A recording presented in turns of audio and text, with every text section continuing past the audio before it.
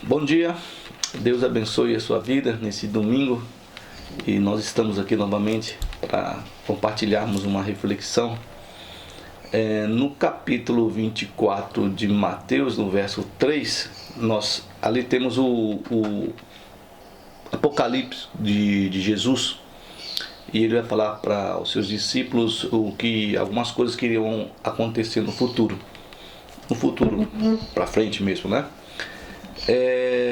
E há uma pergunta dos discípulos no versículo 3. Ele está num local, ele sai dali e vai para outro lugar no Monte das Oliveiras, e ali porque antes ele tinha dito para os discípulos, ele está no templo, e os discípulos dizem para ele assim: olha, Senhor, olha só essas pedras, essa maravilha que era o edifício do templo. E Jesus falou assim: olha, isso aí não vai ficar pedra sobre pedra, tudo isso vai ser destruído. E quando ele sai do templo, eles vão para o Monte da Oliveira e eles vão perguntar para Jesus: diz-nos quando sucederá essas coisas, né? Quando é que vai acontecer isso, né? Aí Jesus começa a falar algumas coisas para ele do futuro, que é o Apocalipse de Jesus, e o que iria acontecer.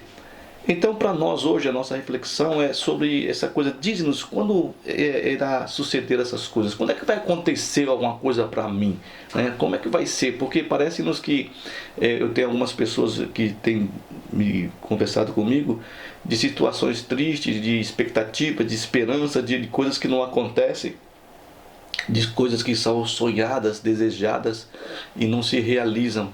E algumas pessoas até dizem que, como nós sabemos que na palavra da Bíblia aqui, nós temos aqui 7.000 a 8.000 promessas de Deus para a vida daqueles que o amam, né? Que entendem o seu amor, que entendem o amor de Jesus. Mas eu vejo que por toda a Bíblia nós temos situações que nos mostram que homens que supostamente eram grandes homens de fé colocam-se nesse momento de dúvida, de angústia, de tristeza, de sem saber o que fazer, né? Nós temos aqui no Salmo 77, eu estou lendo aqui na linguagem da Bíblia Viva, a nova Bíblia Viva, e esse autor, né, esse salmista da família de Asaf, aqui no caso, ele vai fazer alguns questionamentos, e nós vemos que é uma luta interna, né? Algo que está dentro dele, dessa agonia, desse sufoco. Miguel de Unamuno, um filósofo espanhol que eu estudo muito, ele diz que é essa questão agônica, né? Essa questão de agonia agônica do ser humano, que no caso para ele era a morte, ele desejava a imortalidade, né? Mas aqui o salmista vai questionar algumas coisas, principalmente ele achar que Deus tinha abandonado ele. E é justamente essa situação que se apresenta em algumas pessoas que tenham visto, de que Deus abandonou, de que Deus já não é mais com a pessoa, de que a pessoa não é mais importante para Deus. E bem pelo contrário, essa situação. Deus nos ama tanto que, segundo o texto bíblico, aquilo que nós temos de fé, da nossa compreensão de fé, Ele entregou o Filho dele, né? Eu já falei algumas vezes que Jesus mesmo disse que ninguém entrega, ninguém manda, Ele dá dele mesmo a vida pelo outro, né? Para aquele que o ama. Então nós vimos aqui o salmista, o Asaf, aqui da família de Asaf. Ele está dizendo o seguinte aqui, ó: clamo ao Senhor, né? Em alta voz eu falo com Deus, eu procuro a ajuda de Deus. Então ele está clamando, está gritando a Deus, né? Que é o clamor, o mesmo clamor que diz lá em Gênesis que a partir de Enos começou-se a invocar o nome do Senhor, que na verdade é gritar o nome do Senhor, né? Então clamo ao Senhor em alta voz, falo com Deus e procuro ajuda. Estou conversando, crendo que Deus está me ouvindo. Eu estou angustiado e por isso peço ajuda ao Senhor. Eu oro a Ele de noite, estendendo as mãos, sem parar. Então, nessa angústia profunda, ele está buscando a Deus aqui. Parece que ele não vai dormir, que ele não consegue pregar os olhos, porque ali, mais para frente, vai falar sobre isso. Para mim, não haverá alegria até que Deus me tire desta agonia. Novamente, a questão agônica, porque a agonia do salmista. E ele pedindo a Deus para que Deus o livre, que dê novamente alegria a ele. Lembro-me de Deus, penso nele e começo a gemer com o coração pesado. espero ansiosamente a sua ajuda. Vê a sua angústia, a ansiedade que está essa pessoa aqui. Jesus fala num texto no Novo Testamento que nós não deveríamos ficar ansiosos por nada, né? Nem por o que há de comer, de beber, de vestir, porque Deus, como cuida das plantas, das flores, também cuida da gente também. E do alimento também nosso, Ele também nos dá como dá para os passarinhos. Mas aqui há uma angústia, uma ansiedade dentro do coração desse salmista aqui. E com o coração pesado, né? Está com o coração pesado. Por sua causa não consigo dormir, esperando sua ajuda. Estou tão confuso e perturbado que não consigo falar. Aí o que vai acontecer? Ele não consegue se expressar, não consegue abrir a boca, porque o desânimo é tão grande. E nós sabemos muitas vezes que quando nós passamos uma situação difícil, não há ânimo de nós nos levantarmos da cama, de nós falarmos, não queremos falar com ninguém, não queremos pensar em nada, e naquele desespero, naquela angústia. E é a mesma coisa que o salmista, né? Aí fico lembrando os tempos antigos, das coisas boas que aconteceram no passado. Rememora aquilo que Deus fez de bom para ele, aquilo que ele passou de bem na vida, e ele fica rememorando aquilo. Aí ele diz o seguinte: lembro das canções alegres que eu cantava à noite. Hoje não, ele está desesperado, está chorando, está angustiado, está deprimido, mas ele teve momentos em que ele cantou de alegria e houve coisas boas para ele, que ele se lembra agora, e ele cantava. Agora à noite que ele chora, que ele está deprimido, naquela época ele cantava, tá? Então, o meu coração medita e o meu espírito pergunta. Aí vem essa questão nossa, de muitas vezes nós estamos numa situação em que nós achamos que Deus nos abandonou. Aí aqui está um salmista, né? Não estou dizendo aqui que seja o Geraldo, que seja o Mané, o Joaquim, que quer que seja, mas não, aqui é um salmista que participava, dos Asaf, da família de Asaf, do coro eram levitas, no caso, no coro do templo, que cantavam, que serviam ali diante do altar do Senhor. Aí é questionamento que ele vai fazer, que muitas pessoas também hoje, em 2022 aqui, nesse dia, desse domingo, dia 13 de fevereiro, vai dizer: será que o Senhor vai nos abandonar para sempre? Será que nunca mais vai se agradar de nós? Será que Deus nos deixou mesmo, não se alegra conosco? Teria acabado para sempre o seu amor fiel e cuidadoso? Será que as suas promessas eternas acabaram? Será que Deus se esqueceu de mostrar misericórdia? Será que a sua ira tomou o lugar da sua compaixão? Então pensei comigo mesmo: este deve ser o meu problema.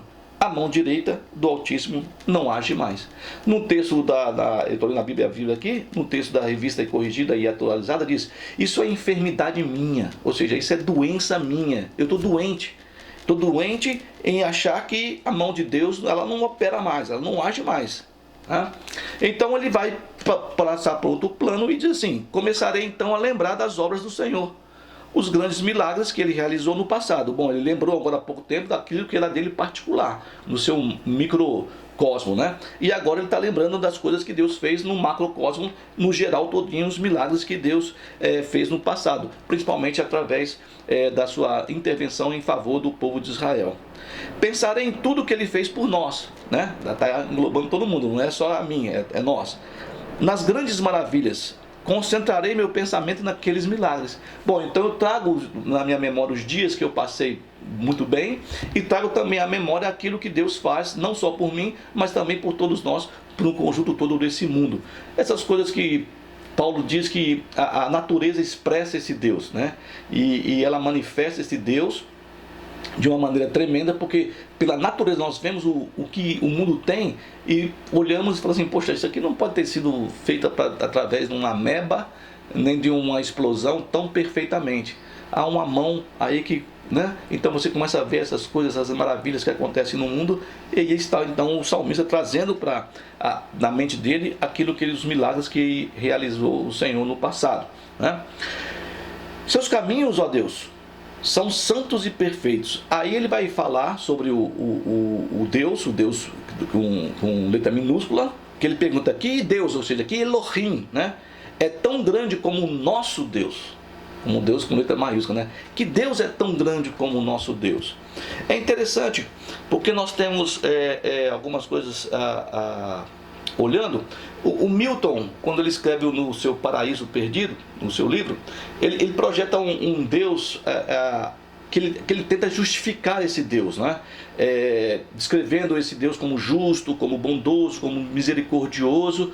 Mas essa tentativa de Milton, dessa justificação, ela incide negativamente sobre esse personagem que ele tem, que é Deus. No caso, nós temos ali Deus, Satanás, os anjos, tal, Eva e Adão, o paraíso perdido de Milton, e que se torna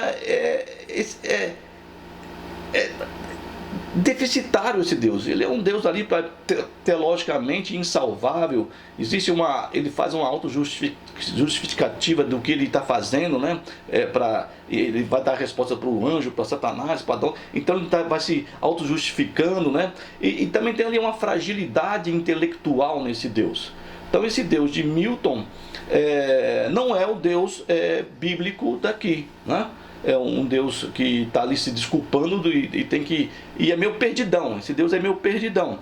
Mas o que nós temos aqui, na verdade, é o que nós poderíamos dizer justamente sobre esse momento, né? E momentos que nós passamos em que nós não aguentamos, porque somos seres humanos, queremos as coisas como você colocar no micro-ondas e você apertar um botão e em segundos esquentar.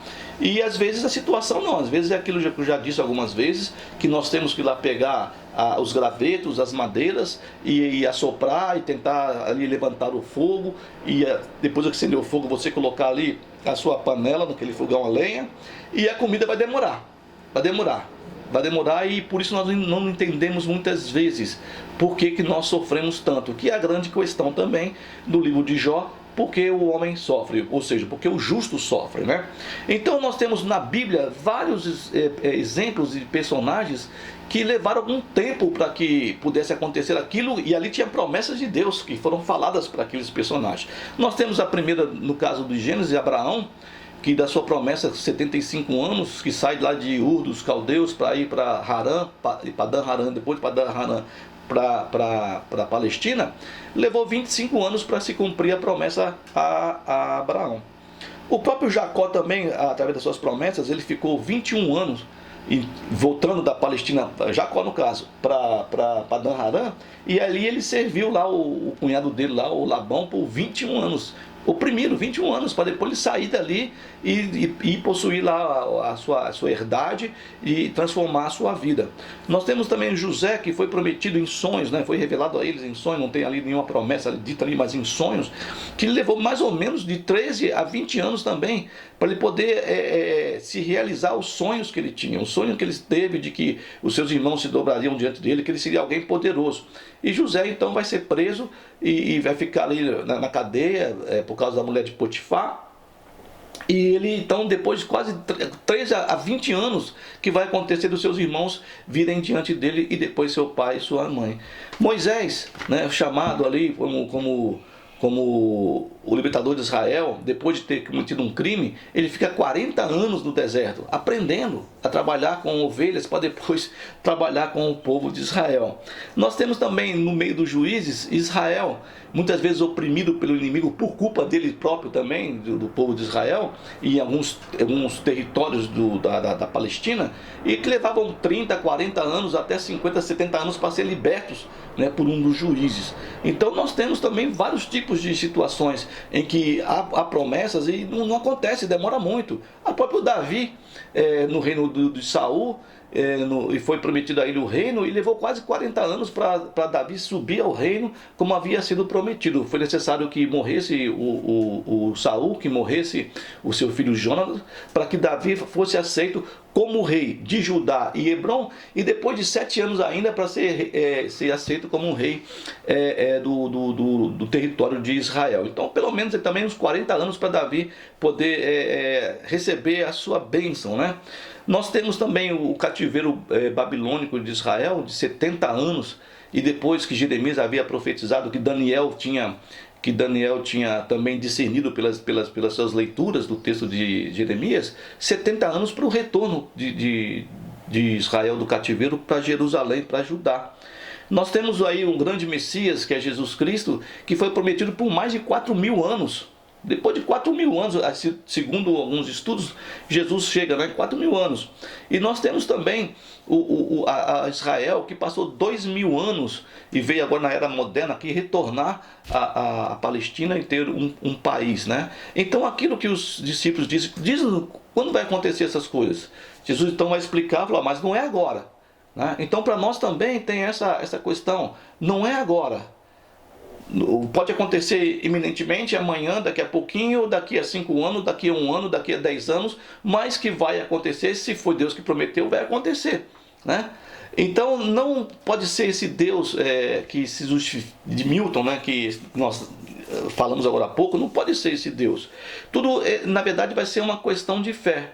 E aqui então o salmista, apesar da sua angústia, da sua tristeza aqui, da sua aflição, da sua ansiedade, ele tem um vislumbre, né? Um vislumbre do que Deus é tão grande como o nosso Deus.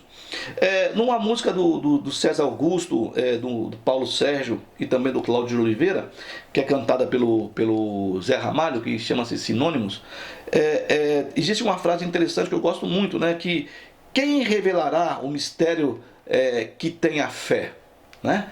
Então essa fé que nós temos, que poderia nos sustentar nesse momento de angústia, de ansiedade, de tristeza, de achar que Deus não ama mais, que a mão de Deus se recolheu, de que Deus nos abandonou, ela é interessante porque no capítulo 139, um outro salmista, no caso, dizem que no caso foi Davi, nem todos os salmos que dizem que foi Davi que escreveu, foi Davi realmente, mas aqui no 139 ele vai colocar algo interessante para nós, para que nós possamos entender, né, essa questão desse Deus, não esse Deus de Milton, não esse Deus que abandona do salmista, do Asaf no caso, e ele tem um vislumbre de que Deus realmente é superior, acima de todas as coisas, e esse Deus agora do 139. Eu gosto muito desse salmo e eu gostaria muito de um dia poder destrinchá-lo totalmente. Eu já tentei algumas vezes, mas nunca consegui da maneira que eu quero. Mas que esse salmo então possa ficar para você aí, né? Esse mistério que tem a fé. Então, a fé que está no teu coração, a fé que na sua expectativa, na sua esperança, de que mesmo que passe um tempo, infelizmente, no caso aqui para nós, 40 anos é muito tempo, né? Um ano já é muito tempo, imagina 40 anos. Então, mas que você possa, a partir da reflexão do Salmo 77, do Deus de Milton, do tempo que passou para esses personagens bíblicos alcançarem as suas bênçãos, e para finalizar esse texto do Salmo 139. Aí vai dizer ele: o Senhor me examina e conhece todas as coisas a meu respeito. Sabe quando me sento e quando me levanto. Conhece de longe cada um dos meus pensamentos. Deus conhece profundamente você, muito mais do que você mesmo. Você pode achar que você se conhece, você pode achar que você conhece uma outra pessoa, mas não conhece não, mas Deus te conhece e Deus conhece a outra pessoa também. Ele examina cuidadosamente, né? Não, sabe quando me sento, quando me levanto, conhece de longe cada um dos meus pensamentos. Examina cuidadosamente todos os meus passos e observa com atenção o meu sono. Sim, conhece muito bem tudo o que faço. O Senhor sabe tudo o que eu vou dizer antes de a palavra ser formada em minha boca. O Senhor me cerca pela frente e por trás e põe a sua mão sobre mim. Saber isso, olha só que interessante que ele vai exclamar, né? Saber isso é algo tão maravilhoso que eu não consigo compreender. Assim como o salmista do Asaf lá de 77 não consigo entender, né? Ele aqui, ó, é maravilhoso. Eu não consigo compreender como é que o Senhor também me ama dessa maneira e o Senhor sabe quem eu sou, cuida de mim. É impossível fugir do seu espírito. Em lugar algum conseguirei me esconder da tua presença. Se eu subir bem alto em direção aos céus, lá o Senhor está. Se eu quiser descansar no reino dos mortos, lá também o encontrarei. Se eu voar para as partes mais distantes do oceano com os primeiros raios da manhã, mesmo ali a sua mão direita dirigirá os meus passos e o seu poder me dará forças para ficar de pé. Se eu tentar me esconder na escuridão, o Senhor transforma a noite em dia claro.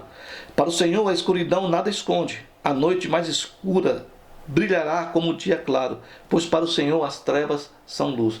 Lembra da escuridão na noite em que ele vai deitar, ele não consegue dormir, fica pensando, não consegue fechar suas pálpebras para dormir e tem que lembrar do que Deus fez por ele e também pelo povo de Israel?